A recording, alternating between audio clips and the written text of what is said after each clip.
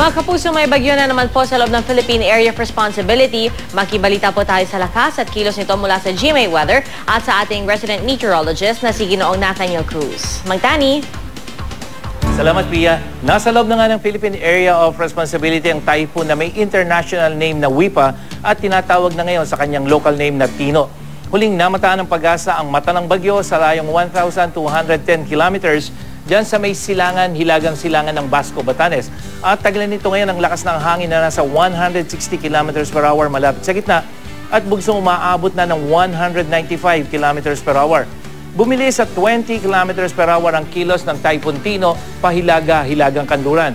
At sa taya ng ahensya, hindi inaasahang tatama sa bansa itong si Tino. At sa forecast track naman ng Weather Central, posibleng makalabas na rin ito ng PAR bukas ng madaling araw.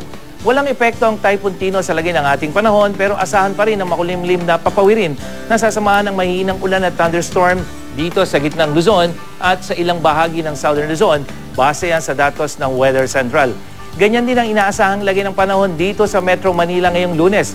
Kaya payo po sa mga makikibahagi sa Manila-wide Medical Mission and Relief Operation ng Iglesia ni Cristo, huwag pa rin pong kalimutang magbaon ng palangga sa ulan lalo na sa hapon at gabi.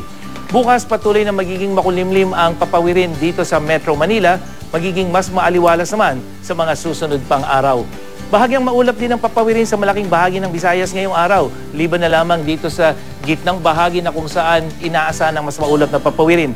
Mahihinang ulan lamang po inaasahan sa buong Visayas. Pati na rin sa Mindanao, posibleng maging makulimlim dito sa Zamboanga Peninsula at sa Sorsogon Region.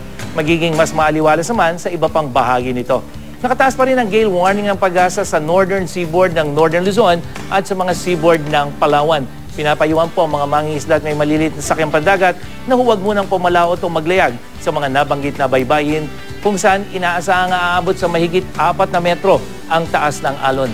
At para sa iba pang detalye, bisitahin ang GMA Weather webpage o i-like at i-follow sa Facebook at Twitter. Ako po si Nathaniel Cruz para sa I Am Ready, serbisyong totoo ng GMA News. Maraming salamat, Magtani.